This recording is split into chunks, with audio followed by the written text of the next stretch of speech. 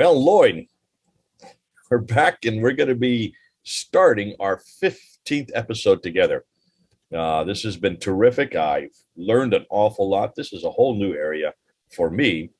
I know for an awful lot of people who are watching, just by looking at the comments, that they are also enjoying these episodes, probably because not many people have unpacked it like you have. Not many people have taken the time, the energy to go through and actually follow the sources. And that's what you're doing. You're following the sources.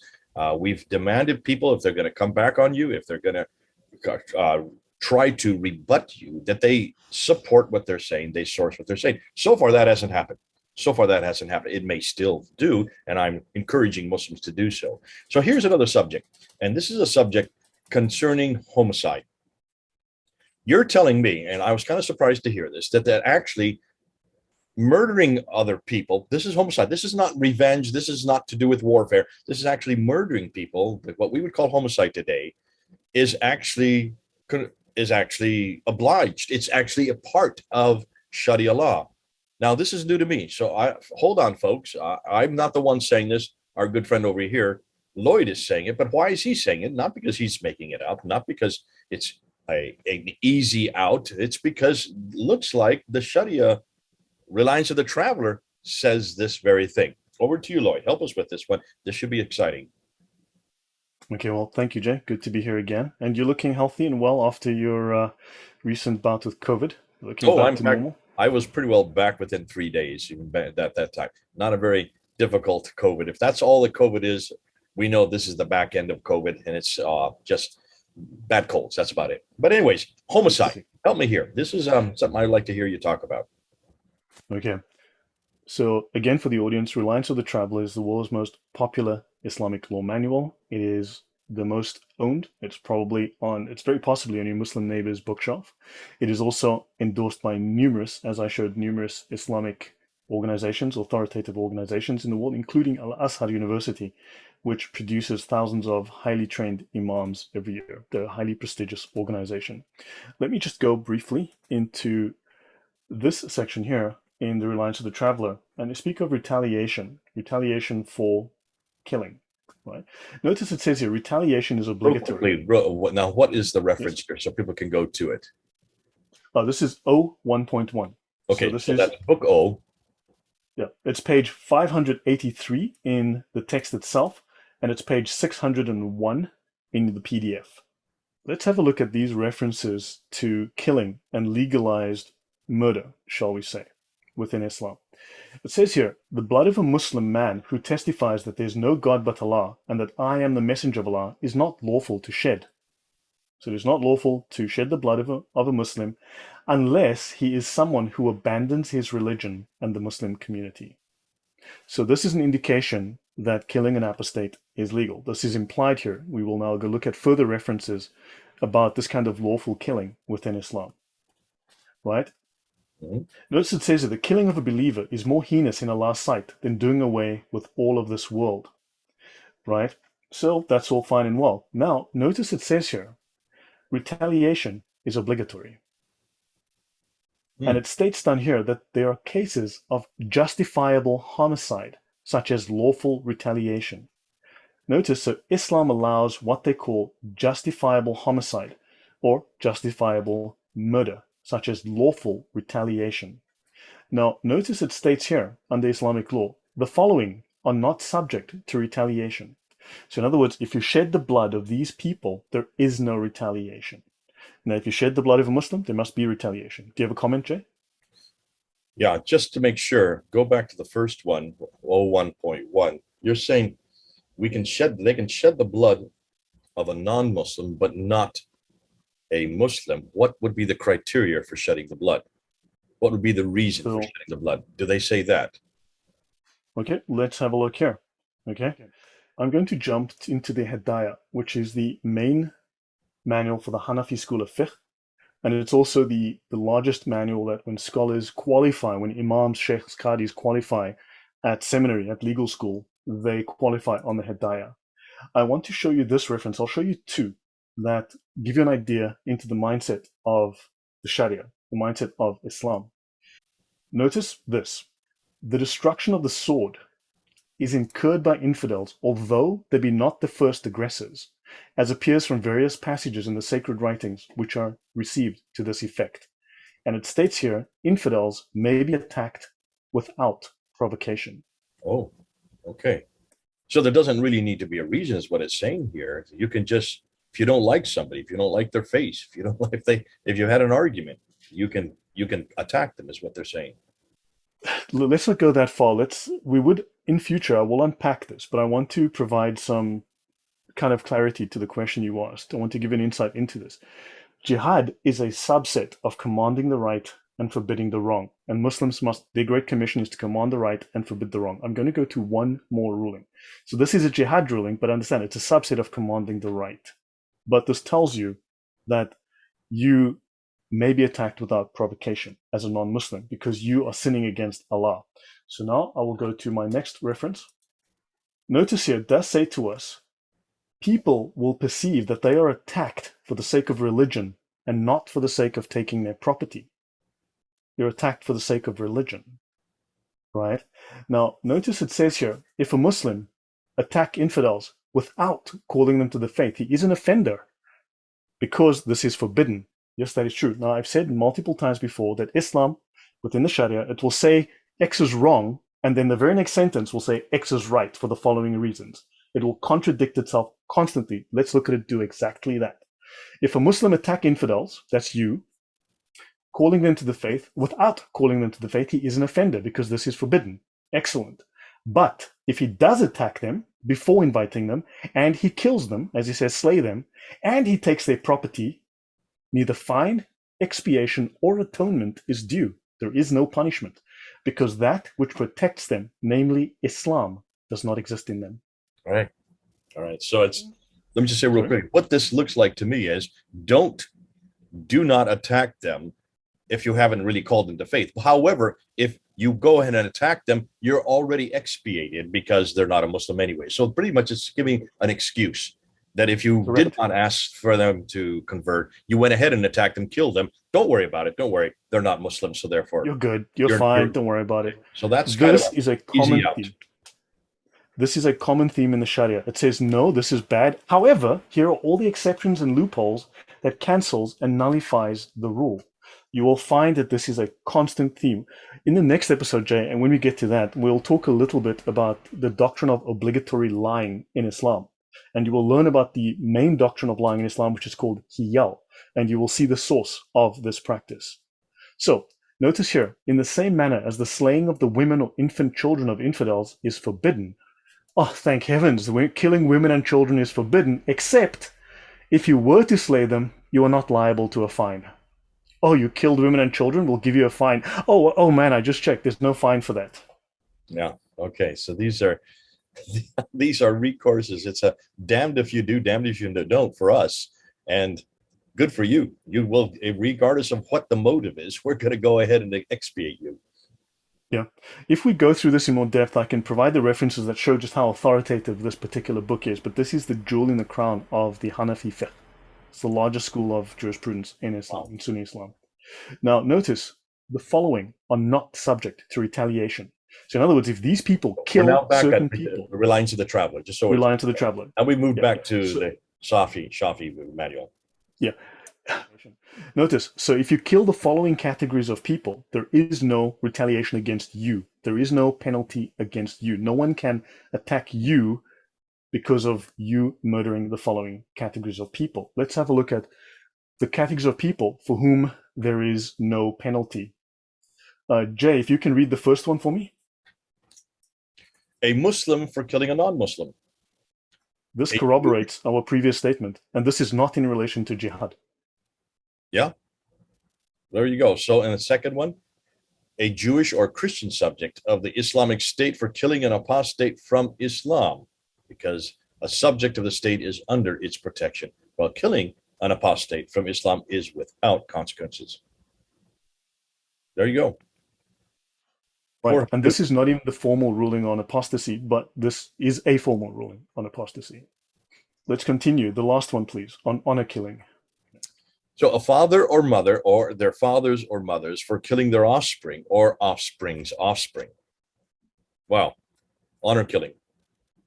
Correct. It is legal for a father or mother or a grandparent to kill their child or their grandchild. It is perfectly legal in Islam. There is legislation that allows this within the Sharia. So this is something that I believe people need to be very concerned about. This is another reason that we need to be deeply concerned. And don't forget, when imams go to seminary to train as qadis, as judges, when they learn to become sheikhs or qadis and so on, these are the books that they study. These are the laws that they learn. This is what they conceal. This is why the Sharia is a secret. Hopefully that makes sense to everyone. So now I'm going to go to one more law, the law on apostasy, the formal law on apostasy. So we're going to read very briefly, and we'll end here. Apostasy from Islam, the crime called ridda. It says leaving Islam is the ugliest form of unbelief and the worst, and it may come about even through sarcasm. When someone says, trim your nails, it is sunnah, and you say, I would not do it even if it were, that is apostasy, and that has made you an apostate. Right? Now, we see in section 08.1, when a person who has reached puberty and is sane voluntarily apostatizes from Islam, he deserves to be killed. If you have reached puberty and you are sane and you voluntarily apostatize from Islam, you deserve to be killed. So in such a case, it is obligatory for the caliph or his representative. Now, understand, you can do this without recourse to the caliph. If there is no caliph, if you're in a time with no caliph, you must still follow the doctrine of commanding the right and forbidding the wrong, because it states if there's no caliph, you don't need the caliph, as it states explicitly in that doctrine, and you may act if there are going to be no consequences for you. So ask him to repent. And if he refuses, he is immediately killed. Not wait 3 days, kill him on the spot. Now, you have the option of waiting 3 days, you have the option of waiting 1 day, you have the option of waiting 30 seconds, you have the option of waiting 5 seconds, and you have the option of murdering him right there without waiting. So notice here it states there is no indemnity for killing an apostate or any expiation, since it is killing someone who deserves to die. These are the two major Islamic law manuals from Hanafi and Shafi'i jurisprudence. They say exactly the same things. Okay. I'll leave this here, Jay. Well, I asked you to come up with reference, and you've done just that. I think many people, certainly in our circles here in the West, have never, would not accept the idea that Islam is in any way violent or that it calls for violence. And this has probably been one of the most common recourses, that you don't know what you're talking about, Mr. Smith, or you don't know what you're talking about, Lloyd, the young. You're just you're not a Muslim, so therefore we wouldn't expect you to understand. What you have done here is to say, listen, it's not a matter of what I believe or what Dr. Smith believes. We're not really, you're right, we are not Muslims. We don't come from that standpoint. Therefore, we're not going to go to other Muslims to hear what they say either. We're going to go back to the original text. We're going to go and see what any good Muslim should not only be reading, but also should be practicing. And you have gone back to the Reliance of the Travelers. You've gone back to book 01.1, and you've looked and you've shown that the shedding of blood is obligatory. And when I asked, well, what were the reasons for it? You went then to the Hedaya Manual and showed, well, listen, there doesn't have to be a reason for it. You can pretty well do it if they are, if they have jumped on you or done anything to you. It doesn't give any reason. You can just go ahead and do it. What one criteria that you did come up with is you'd have to ask them if they would convert. And if they don't convert, then you're obliged to kill them. But even if they do, or they do convert, I'm assuming if they do relent, you can still kill them and there's no recourse on you. But what's interesting is you then specified more specifically two areas that we are well aware of, and that is the problem with apostasy. Now, in the Quran itself, in chapter 4, verse 89, it does say very clearly that those who were Muslims who turn away from Islam, kill them. So it's very clear that's in the Quran as well. You're showing here in the Reliance of the Traveler, where in 08.1 and 08.2 of the Reliance of the Traveler that it is absolutely an injunction on Muslims to kill the apostates. So that supports exactly what the Quran says. It's very clear. They have left Islam. They are no longer worthy of living. And we have seen this with our apostates, like Hatun Tash. We've seen it. Al-Fadi had to leave Saudi Arabia because he became an apostate. He was thrown out of his family. His wife divorced him. All of these things. I mean, there's so many of these stories that we could go on and on and on. And most people in the West say, this is not true. These are things you're making up. Even when Al-Fadi gave his testimony, and Hatun refuses to give her testimony in public on that course, but when Al-Fadi gave his testimony, they still wouldn't believe him. They thought the guy was just lying.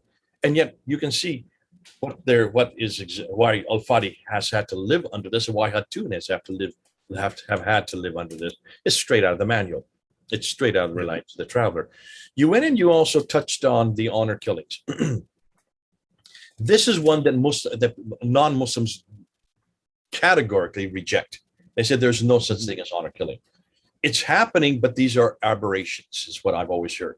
We had a girl in London when we were there a number of years ago. I can't remember how many, maybe 10 years ago, who was found in a suitcase cut up. And even as she was being pulled into the house, there were witnesses of her being pulled in the house, screaming, asking for help. And no one came to her help. And her body was found in a suitcase a number of weeks later. And when they came to court about it, the recourse was, well, this is something that's not only in the Quran. In the Quran, you can find it in the story of Al-Qadr and Moses, where he's been sent. And he does different things and takes him along as a young lad and shows him what he's to do and what he's not to do. And then in verse 74, Al-Qadr takes this young lad that comes from and he kills him. And of course, to the astonishment of Moses doesn't know what's going on. He says, what's going on? He says, I'll tell you. And then I think it's in verse 81. Let me just pick it up here. In verse 80, Al-Qadr, who is this wise man, teaching Moses what to do and what not to do, he says, and as for the boy that you asked me about, his parents were believers, and we feared lest he should oppress them by rebellion and disbelief. So we intended that the Lord should change him for them for one better in righteousness and nearer to mercy. So I killed him because he would be rebellious. This is the honor killing. There is the chronic support for that. And that's the reason he was killed, because he could bring umbrage against his parents. He killed so that they could have another child that would be righteous. So you're looking and you're saying, well, that's also in the Reliance of the Travelers. And it's very clearly there in 08.1 and 08.2 that they are to kill those who bring. It was also stated in the Hedaya. And so you would say it's in all the manuals that this is found. This is consistent. This is ijma. This is the consensus of all of the schools, the consensus of the greatest scholars of Islam to ever live. The Sharia is the final application. It is Islam in practice. It is taking the Quran, taking the Sunnah, and it's applying it in the Islamic society. It's applying it in the life of the Muslim.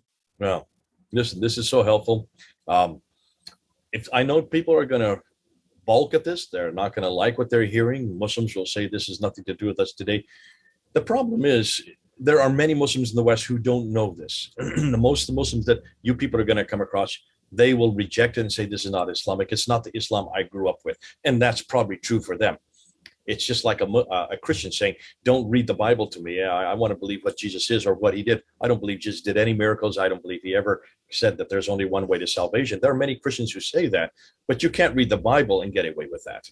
So the same way for Muslims, they've got to go back to the Hedaya Manual. They've got to go back to the Reliance of the Traveler in order to know what they're to walk, talk, eat, drink, sleep. In order to how to live 24/7, they've got to follow these manuals. So it's one thing for Muslims to say, I don't believe it, I don't follow it, my family has never followed it, and another to say, hold on, why aren't you following it if you're a good Muslim? This is exactly what you're to do. This is exactly what you're to say. This is look, Muslims, I routinely get told that Sahih Bukhari is da'if, Sahih Muslim is da'if, that the Imams are wrong, that the Hedaya is false. Now, every single source in Islam is wrong or weak, yet Islam is true. How does that make any sense? This guy's imam probably has these books on his bookshelf. He studied them at seminary for 5, 6, or 7 years. He learned on these. If this is false teachings, then aren't they going to be approaching all of these Islamic seminaries around the world and saying, hey, you guys are teaching false Islam?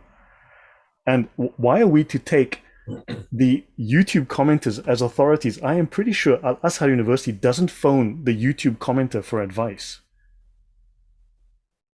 So this is from the greatest scholars to ever live. This is taught at seminary. This is what you learn as an Islamic judge. These are from the Muslims have to accept this. The four mujtahids that you talk about. These you do not go beyond. They have been for the last 13 or 1,200 years. They have been the authority on how to act, talk, eat, drink, and sleep. Because of that, that's why Lloyd is introducing this to you. It's this that we should expect. We should not be surprised at. When we see it happening in the news, we now know where it's coming from. And this is why we have been saying over and over again, Islam is not relevant for the 21st century. True Islam, that which is dictated by the mujtahids, these four schools of law, that is true Islam, is not relevant for today, for any day, for you, for me, for anyone, as far as I'm concerned. And I think you would agree as well, Lloyd. That's why we're bringing this to the fore, so you can engage with it. Now, do engage with this. Go ahead. You've got right down below. You can go ahead and come back and see. Let's see what you have to say. But please source what you're saying. God bless you. Don't forget, it's illegal for them to do that. They cannot. They're between a rock and a hard place. Those who want to engage with us, do give us some sources, even if it's illegal or not, because you're going to have to support what you're saying. Please, it's treason. They'll be killed for it. There you go. See, even that is a catch-22 for Muslims. God bless you. Thanks so much, Lloyd. This has been good having you. God bless. Bye-bye.